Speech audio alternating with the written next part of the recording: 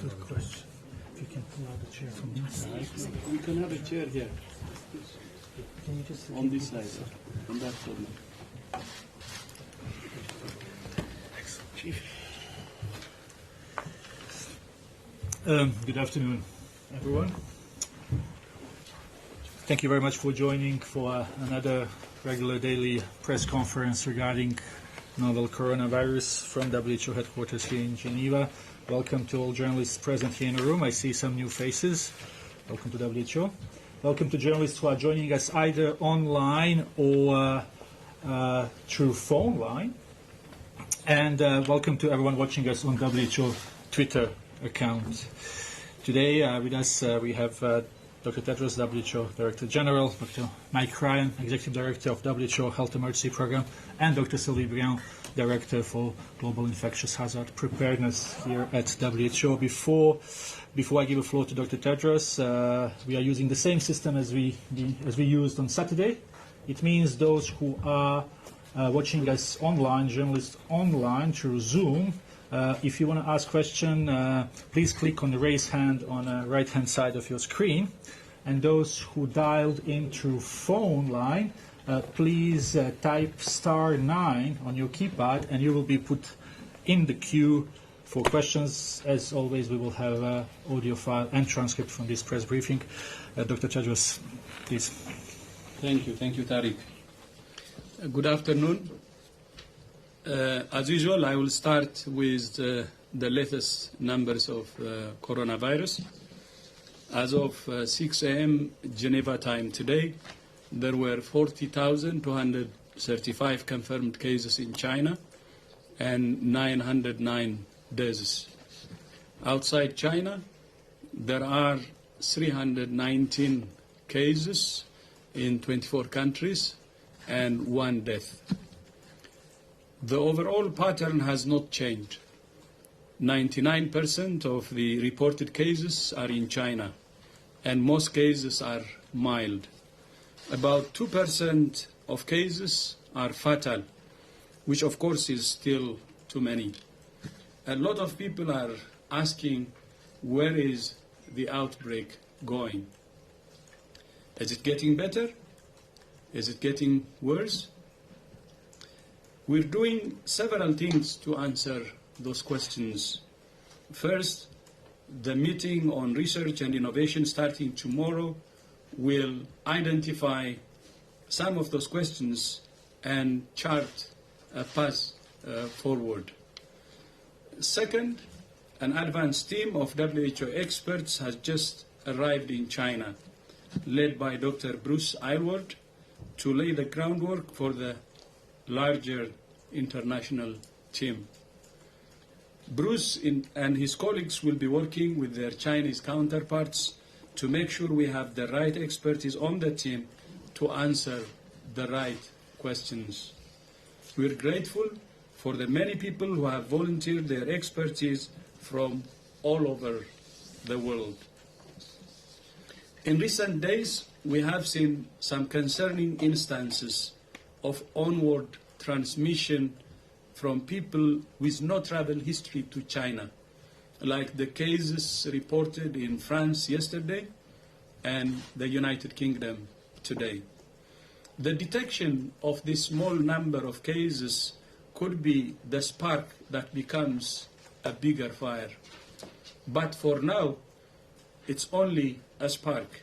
Our objective remains containment. We call on all countries to use the window of opportunity we have to prevent a bigger fire. As part of those preparations, WHO is working to equip laboratories with the capacity to rapidly diagnose cases. Without vital diagnostic capacity, countries are in the dark as to how far and wide the virus has spread, and who has coronavirus or another disease with similar symptoms. We have now identified 168 labs around the world with the right technology to diagnose coronavirus. We have sent kits to Cameroon, Cote d'Ivoire, DRC, Egypt, Ethiopia, Gabon, Ghana, Iran, Kenya, Morocco, Nigeria, Tunisia, Uganda, and Zambia. Many of those countries have already started using them. Another shipment of 150,000 tests is being assembled in Berlin today and is destined for more than 80 labs in all regions globally. Last week, the African CDC conducted training in Senegal with 12 countries using tests sent by WHO, and further training will take place in South Africa next week. WHO will continue working with all countries to prevent and detect rapidly new cases of coronavirus and to save lives. I thank you.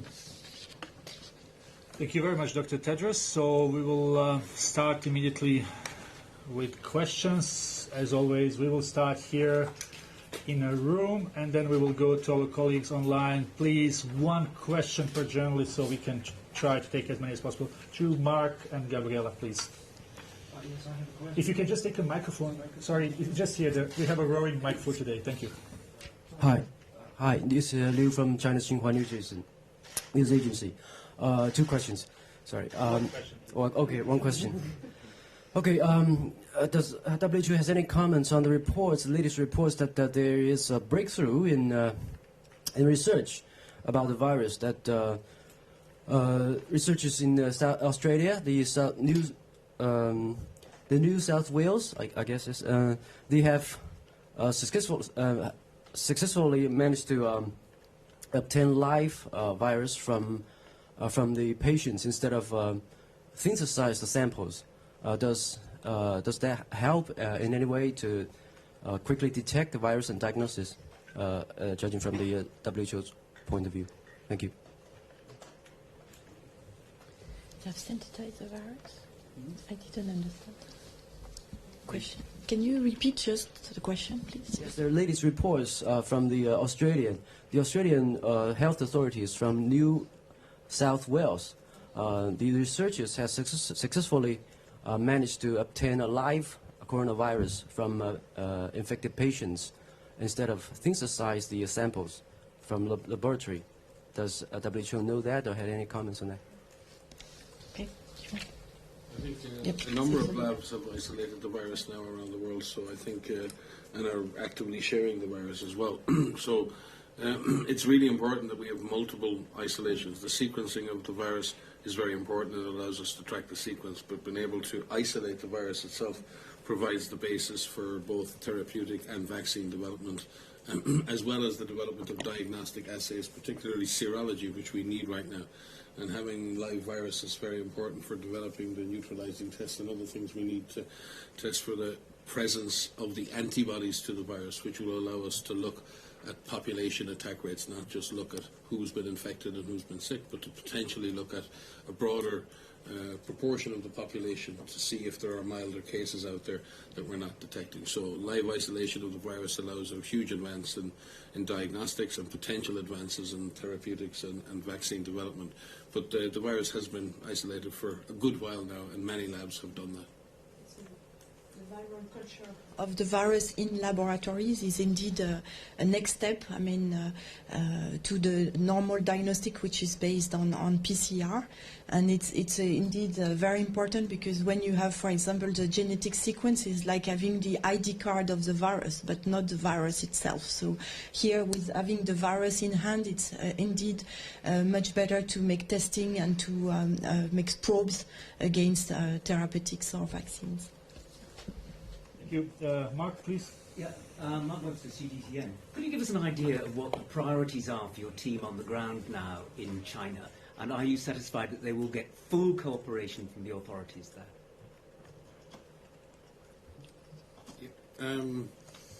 The team is there first and foremost to learn and to understand not only the investigations that have been carried out so far in China, but also to understand the nature of what has been one of the largest public health responses in history in China. So we both learn more about the virus, to learn more about the investigations that have been carried out by Chinese scientists and epidemiologists, to understand the nature of the public health response, which reaches right from the lowest level in the community right the way through the system to the top.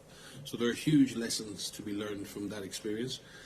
But immediately, obviously, understanding better issues around the origin, source of the virus, issues around severity of the disease, answering all of those questions. And we believe that many of the ongoing investigations, which are actually being implemented by Chinese scientists, are getting those answers.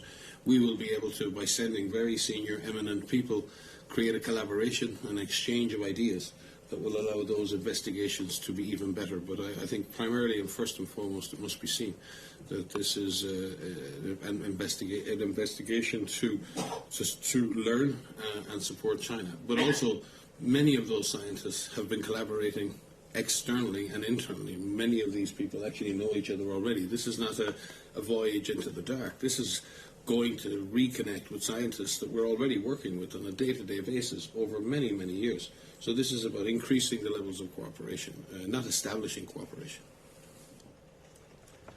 Thank you very much. Gabriela, you had a question? Yes. Sure. Thank you. No, please use that microphone over there. Thank you very much. Gabriela Sotomayor, Mexico. I have a question on the forum that will begin here at WHO tomorrow, the experts. Are you inviting experts from Taiwan to be here in Geneva? Because you know that China said that they invited experts to Wuhan, to the epicenter of the outbreak, but they had limited access. They weren't allowed to go to the market, for example. So I'm wondering that, considering that Taiwan's geographical proximity and frequent people-to-people exchange with China, they have so far 17 cases. So they have different health systems, and my question is maybe they have something to share with the international community. So are they going to be physically here in Geneva? Are you inviting them? Thank you. We will have a number of Taiwanese colleagues online as the conference is greatly oversubscribed. In fact, there's a huge number of people dialing in. And mainly a lot of those people dialing in are people who are in the front line themselves. So we have to be very careful in bringing scientists together that we don't disrupt the response itself. So a lot of colleagues from around the world are both coming in by WebEx, by telephone, and will be online for the deliberations. In addition to that, we've, as I said in previous teleconferences, have been engaging with technical colleagues on the Taiwanese side for over the whole course of this event, including following up on probable cases in Europe, multiple teleconferences, and we continue to engage Taiwanese colleagues and colleagues on the Chinese mainland in all aspects of technical cooperation in order to better understand this disease. Thank you very much. Let's move online for a few colleagues who are dialing in. CNBC, can we hear you? Can you introduce yourself, please? Hi, yes, thank you for taking my question. This is Dawn Kopecki. My question is regarding the mortality rate and the time frame with which it takes this virus to be lethal enough for someone to die from it. It's 2 weeks from transmission to symptoms in many cases, and then how long does it take? Some doctors here are saying that the disease kills people at a slower rate or a slower pace than SARS, but they're not sure that the mortality rate that we're seeing now is the mortality rate we'll be dealing with in 3, 4, 5 months. So can you talk about how long it takes for someone to get sick enough to die from this, and then what that says about the mortality rates we're seeing now and what we might see in 3 or 4 months? Thank you very much for that question. Let's see if we can take it. So I think what we have now is a better view of how many people are have mild disease. It's around 80%. How many people are of a severe disease, mostly a pneumonia that requires hospitalization? From the latest data, it's around 15%, and also it's around 3 to 4% of people who will need 3 to 5% of people will need intensive care. So what will make a difference in terms of mortality is really the underlying condition of the patient.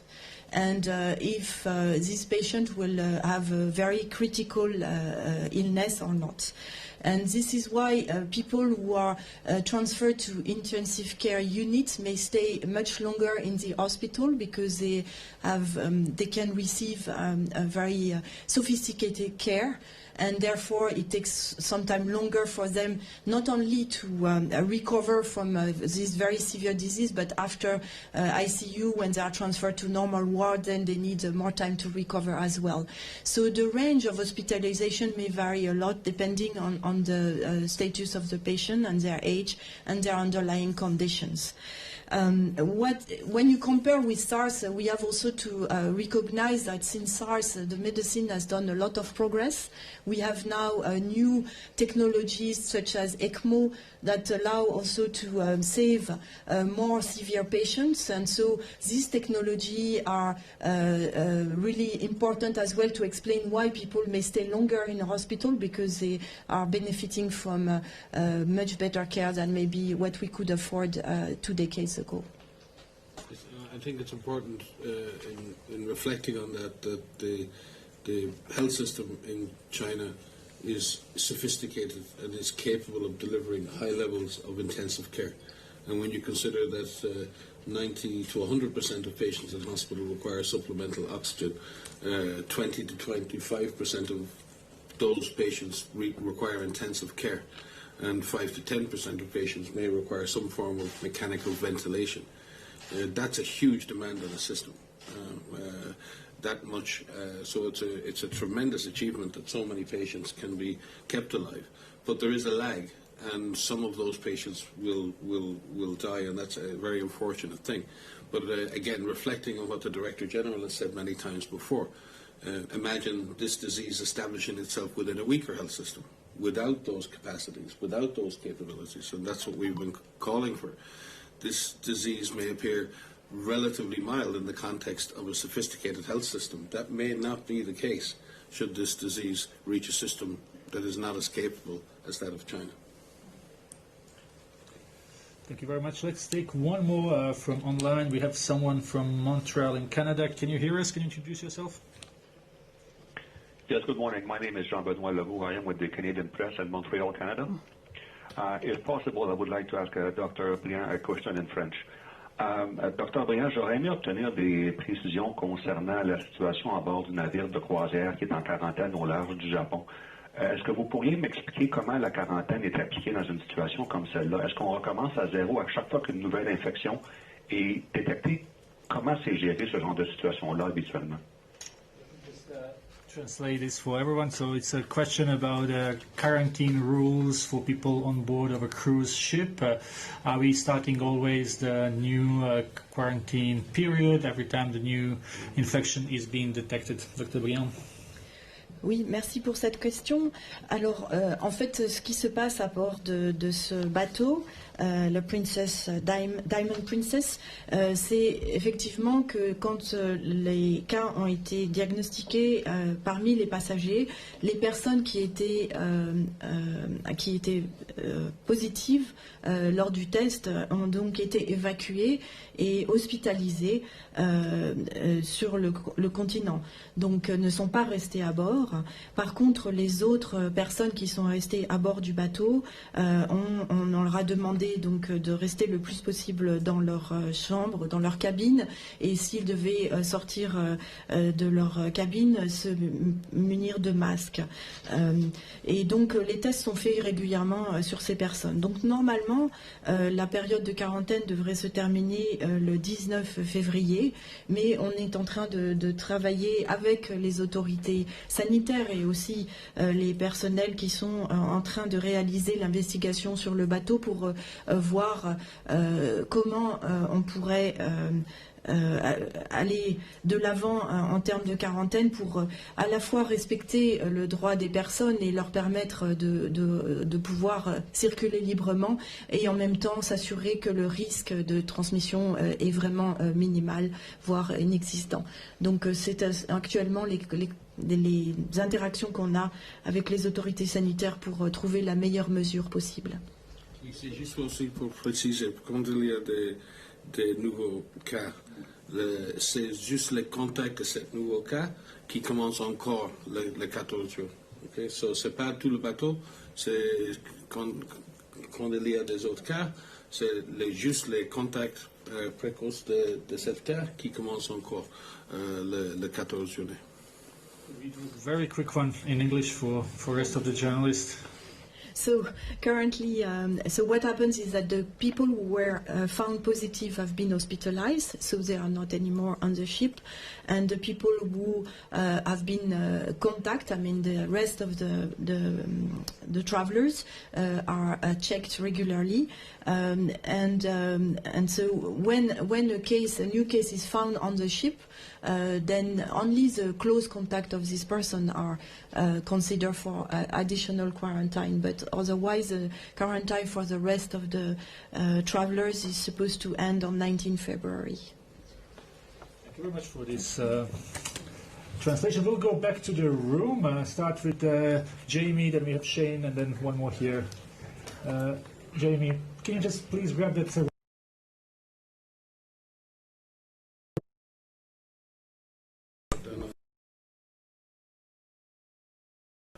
Good afternoon. Thank you, Jamie, Associated Press. Dr. Tedros, I'd like to go back to the case of that happened in France and the recent cases. How concerned are you that we may be seeing a super spreader emerge? What exactly is that, and what could that? How could that be defeated? And then, just on a similar note, sorry, it's the same thought, Derek, is that. There are conferences that are happening all over the world. How concerned are you, including one that's going to happen here tomorrow, how concerned are you that conferences may be a place where super spreaders could emerge from? Thank you. Thank you, Jamie. If we can just get a microphone toward this area. Yeah. On the event in Singapore, no, I think it's way too early and much more of an exaggeration to consider the Singapore conference event a super spreading event. The events in Singapore at the moment, I think, is about 40 confirmed cases, 21 associated with import from China, 19 locally acquired with no history of transport. The Singapore conference cluster has 12 cases associated with it. Those 5 you mentioned, Jimmy, in Singapore, or in France, the 3 in Singapore itself, and then Korea, Malaysia, and the United Kingdom. But those numbers are ones. So we're not dealing here with the super spreading event, people comparing it to the Amoy Gardens or to the Metropole Hotel or any of that. But certainly it is always a concern when people come together and then move apart, and we have to have risk management procedures associated with that. But you can't shut down the world either. Normal activity must go on. So what we need to see is reasonable, well-managed meetings and gatherings in which the risks are managed appropriately. We're not going to be in a position to say on the slightest possibility that there may be possibly an infection associated with Incubation that we're going to cancel every event. Otherwise, we cancel these press conferences and we wouldn't be able to speak to you. So where is the limit to this? So I think we need to remain calm. We need to be measured. We need to be driven by risks. First, we need to identify those risks and look at those events one by one and say, okay, what are the risks? How can those risks be minimized? There is no zero risk in anything in life. You may trip on the stairs going out of here. It's a risk. So I think we need to take a risk management approach, accept there's no zero risk, and do our best to ensure that we ensure the safety of people attending all gatherings around the world. And I think also what is very important is to talk about super spreading event and not people. Because it's not the person, it's really the circumstances and the situation that makes the transmission increase, and not the people themselves, so that we avoid also some stigmatization that is really unnecessary. Thank you. Thank you very much. We had one question here. If you can just please give the mic, and then we will have it. We will try. If you have short one question, we will be able to get everyone. Thank you. Hi, my name is Ken. I'm from the Japanese newspaper Yomiuri. I'd like to come back to the international expert team. Can you elaborate a little bit more about their time frame of work and how many people are there for the advanced team? Where are they working? I assume it's Beijing, but you haven't mentioned it. And how many people are you expecting for the team altogether?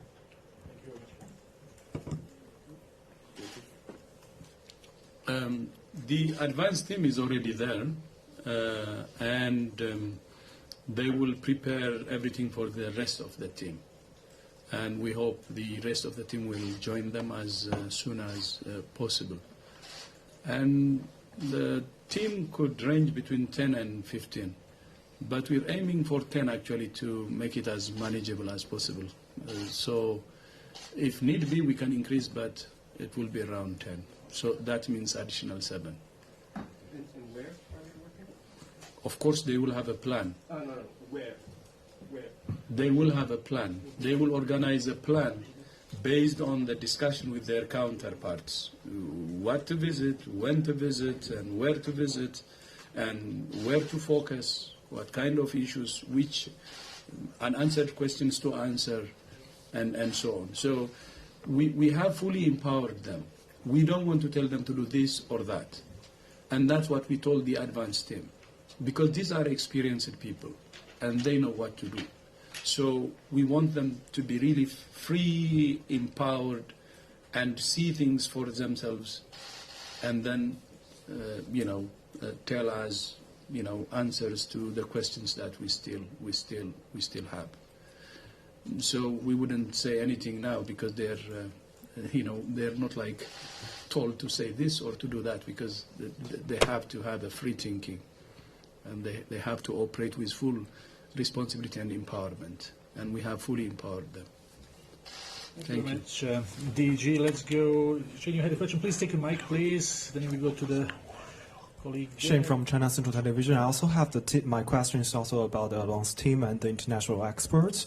Can you share more about their backgrounds, like which backgrounds are they targeting, like what are their priority, like vaccines a priority, or the transmitter is a priority, and how long they will stay in China, will they go to Wuhan? So more questions, more backgrounds about this team will be better. Thank you. Exactly the same answer I will give you. They will decide that as soon as they have explored everything and where to focus and how long it will take them and so on.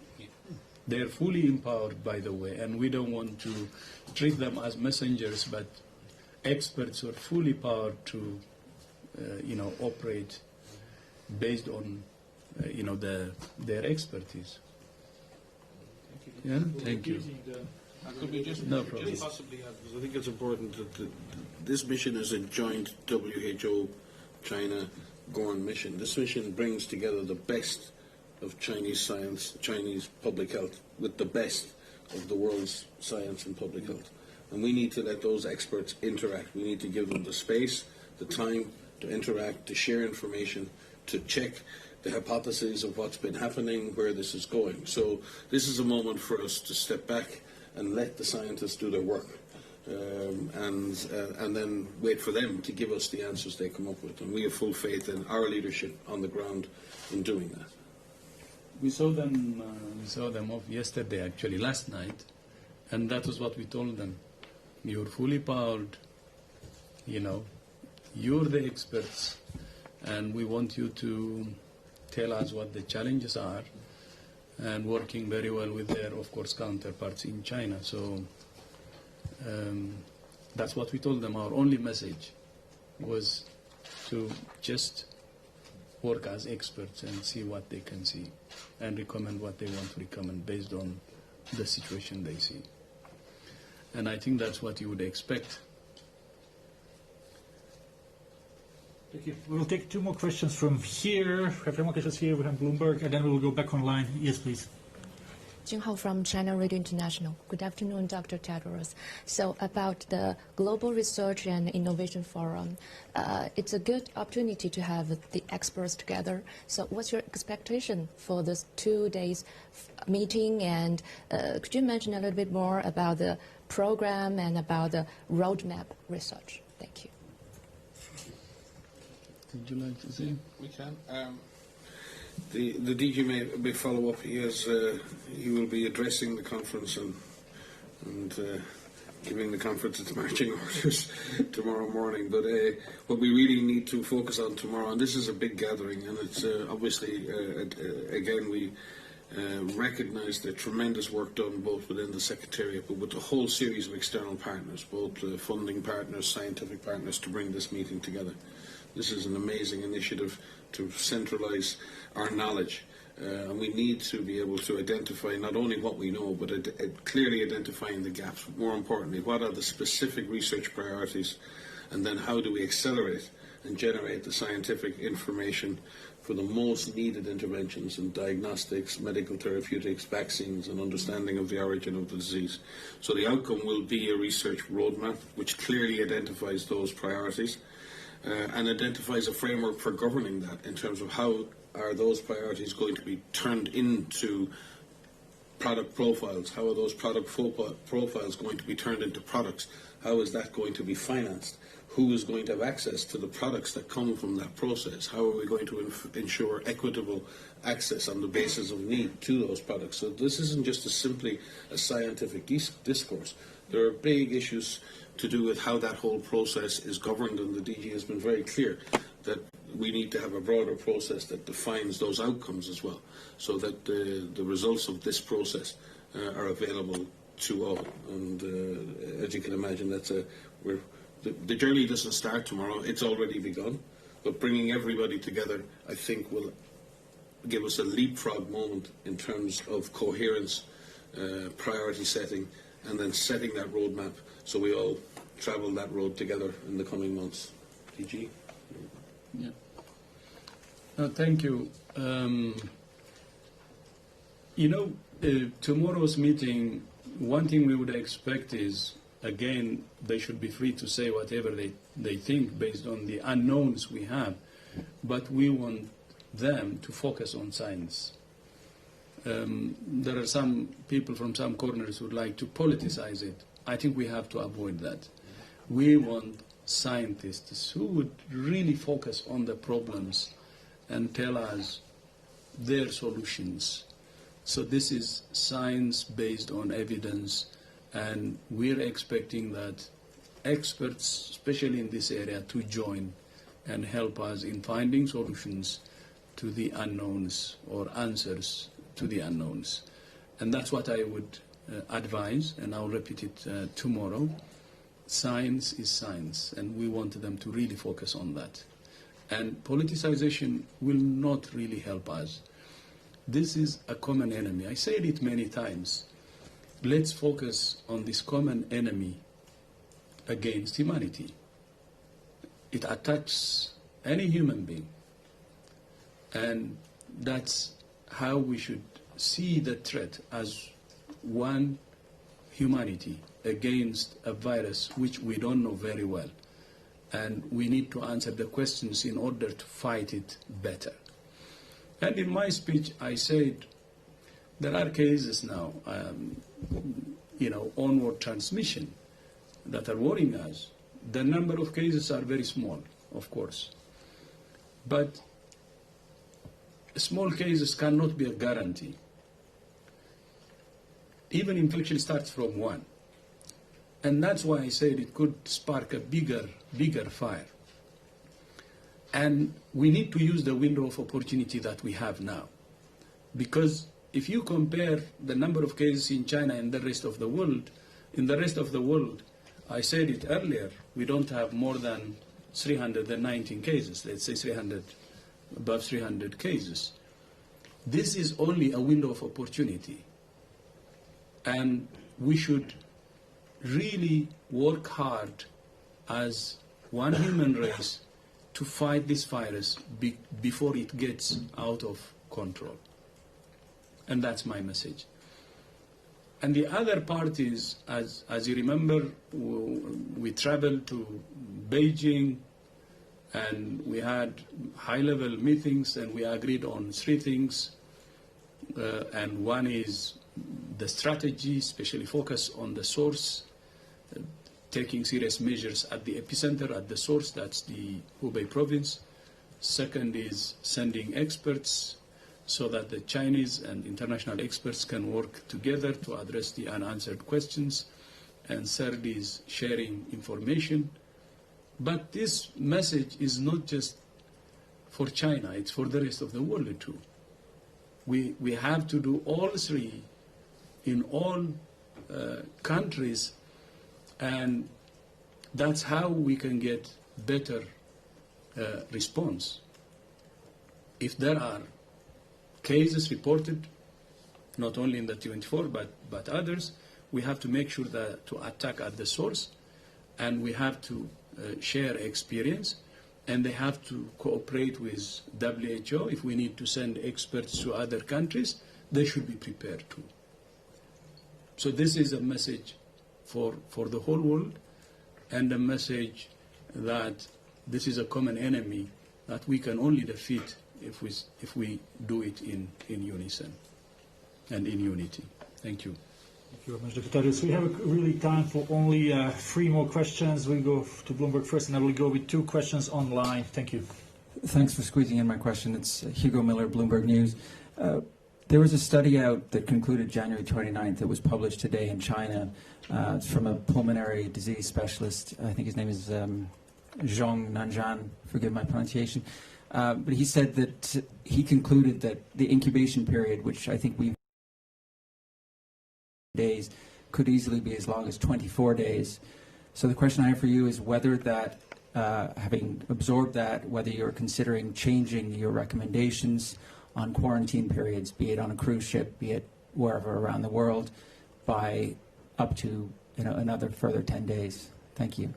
No, at this point, we take all observations obviously very seriously, but there are many, many different observations of length of incubation. And incubation periods at either end of the spectrum we need to look at very carefully. A very long incubation period can reflect a double exposure. We take exposure as a proxy for infection. So we assume this exposure led to the infection. We've seen this in Ebola, when we've seen very long incubation periods, and then when we investigate, we find, oh no, there was a second exposure a week later or 2 weeks later, and that's when the actual infection occurred. So there very often can be outliers, and they can be because of the recording of the exposure. So we need to be really, really careful when we look at outlier figures. The median incubation period in that study is actually 5 days, and the 24 days is an outlying observation. So the study doesn't conclude that the incubation period is 24 days. The study concludes that the median is 5, but that the outlying observation is 24, and that needs to be taken seriously. But that needs to be taken in the context of all of the other studies. So at this point, WHO is not considering changing anything, but we will consult further and more widely as we always do. Sylvie, I don't know. We will have 2 questions from colleagues online. We start with Sarah Bosley from Guardian. Sarah, can you hear us? Hello, do we have Sarah? Hello? Yes. Hello, can you hear us? Maybe we can go to... Hello? Yes. Sarah, can you hear us? We can hear you. Hello? Yes. I don't think you can hear you, Tarek. Chris, maybe we can go to try to get another journalist online from DPA, from German agency. Do we have anyone online? Oh, okay, we'll take them. Kai Kuferschmidt. Kai, can you hear us? Yes, I can. Thanks for squeezing in my question, Tarek. I just wanted to ask a question about the case definition. So there are reports that the Chinese National Health Commission has changed those, and that basically people who test positive for the virus but have no symptoms will no longer be counted as confirmed cases. Is that partly what's behind the lower numbers we've seen? Do you know anything about this? Kai, truthfully, no, we're not aware of that change. We will check it out, obviously, but no, we're not aware of any significant change to the case definition, certainly not one that discounts lab-confirmed cases if they're not some. No, we'll have to check that out and come back to you. It sounds strange. Okay, well, thanks for that. We will conclude with this, and sorry for all those whose questions have not been answered, but as you know, we have this daily press briefing, so hopefully we will take those questions too. Again, just to remind you that Audio file will be available immediately after, and transcript hopefully will. Thank you, Dr. Tedros. Thank you, Dr. Ryan. Thank you, Dr. Brian. And thanks everyone for watching us. Have a nice day. Okay, thank you. Thank you, and see you tomorrow.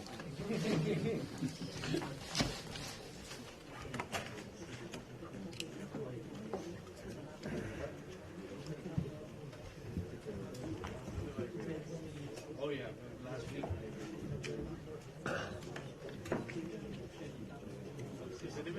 You're doing the interview. That's all right. Then I'm happy. I was about to say over my dead body, but if it's you, I'll sacrifice a little more.